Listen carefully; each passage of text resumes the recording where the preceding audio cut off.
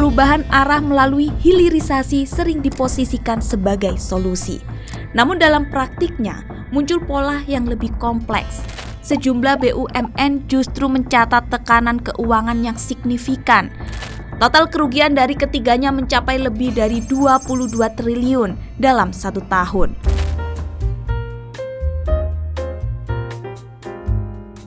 Halo, kembali lagi bersama kami di Partai X. 200 triliun uang negara hilang tiap tahun. Indonesia mengekspor ratusan juta ton batu bara setiap tahun, menguasai lebih dari 40% produksi nikel dunia, dan menghasilkan puluhan miliar dolar dari kelapa sawit. Tapi di saat yang sama, negara masih harus mengalokasikan sekitar 100 hingga 115 triliun per tahun hanya untuk subsidi listrik. Sementara beban ekonomi di sektor energi bisa mencapai 170 triliun hingga 210 triliun jika dihitung secara keseluruhan. Di sektor konstruksi, 3 badan usaha milik negara bisa mencatat kerugian lebih dari 22 triliun dalam 1 tahun. Sementara sepanjang 2016 hingga 2023, kerugian negara akibat korupsi di BUMN mencapai sekitar 64 triliun. Angkanya besar, sumber dayanya juga besar, tapi kenapa rakyat masih tenggelam dalam kemiskinan? Indonesia memiliki cadangan besar batu bara, nikel, dan kelapa sawit. Dengan produksi nikel menyumbang lebih dari 40% pasokan global dan ekspor sawit mencapai puluhan miliar dolar per tahun. Namun struktur ekonomi masih bertumpu pada ekspor bahan mentah atau setengah jadi. Sebelum pembatasan ekspor diberlakukan, biji nikel dikirim dalam jumlah besar tanpa pengolahan lanjutan, sehingga nilai tambah utama justru tercipta di luar negeri. Pola ini membuat Indonesia tetap berada di tahap awal rantai produksi global. Dampaknya terlihat pada industrialisasi yang berjalan lebih lambat, ketergantungan pada harga komoditas internasional, serta fluktuasi ekonomi yang mengikuti siklus boom and bust.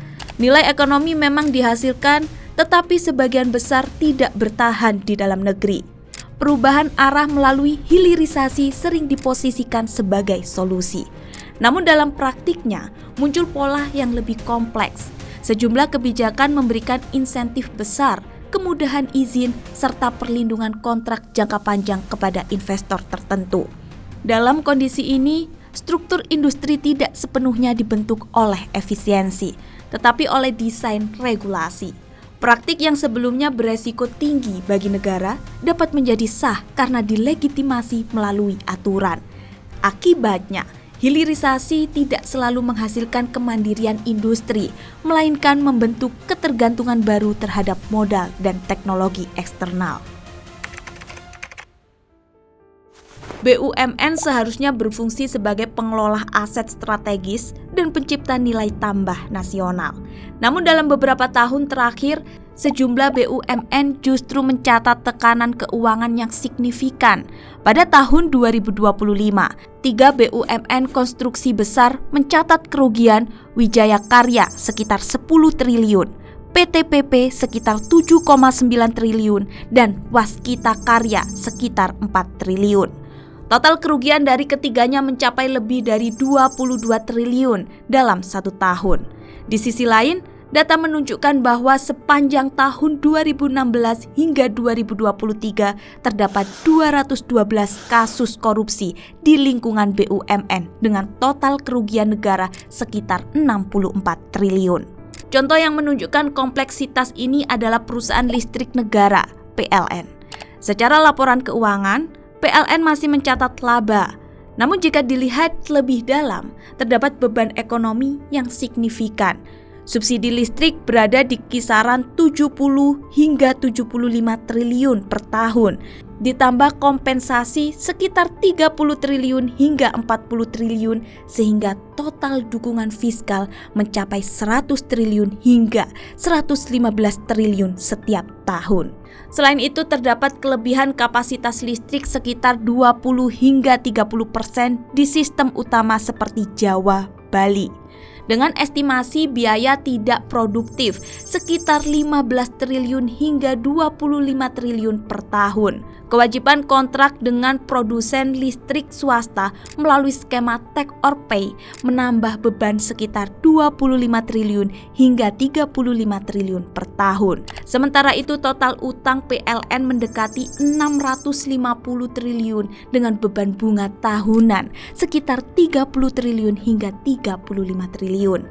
Jika seluruh komponen ini digabungkan, beban ekonomi yang terkait dengan PLN berada di kisaran 170 triliun hingga 210 triliun per tahun. Dalam kondisi ini, sebagian beban tidak muncul sebagai kerugian langsung dalam laporan keuangan, tetapi juga menjadi biaya nyata yang ditanggung oleh negara. Masalah tidak berhenti pada produksi dan pengelolaan, tetapi berlanjut ke tahap distribusi.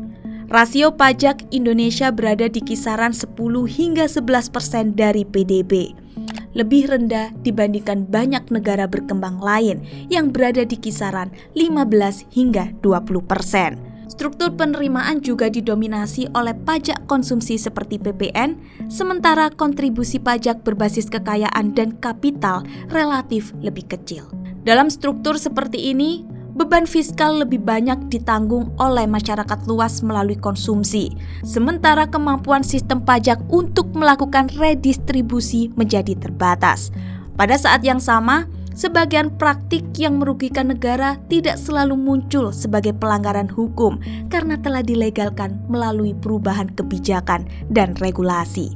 Mekanisme ini memungkinkan kebocoran nilai tetap terjadi dalam bentuk yang sah secara administratif. Jika seluruh proses ini dilihat sebagai satu sistem, terlihat pola yang konsisten. Sumber daya alam diekstraksi dengan nilai tambah terbatas. Regulasi membentuk distribusi keuntungan yang tidak merata. BUMN menghadapi tekanan keuangan dan tata kelola. Negara menutup sebagian beban melalui subsidi dan utang dalam jumlah besar. Dan sementara itu, sistem pajak belum cukup kuat untuk mengembalikan nilai tersebut secara merata ke masyarakat. Dalam kondisi ini, kekayaan nasional tetap besar secara nominal, tetapi tidak sepenuhnya terakumulasi sebagai kesejahteraan publik. Sebagian nilai hilang melalui inefisiensi, sebagian mengalir melalui mekanisme yang dilegalkan, dan sebagian lagi berpindah ke luar negeri melalui rantai nilai global. Itu tadi video dari kami. Jangan lupa like, comment, and subscribe. Dan kami Partai X pamit.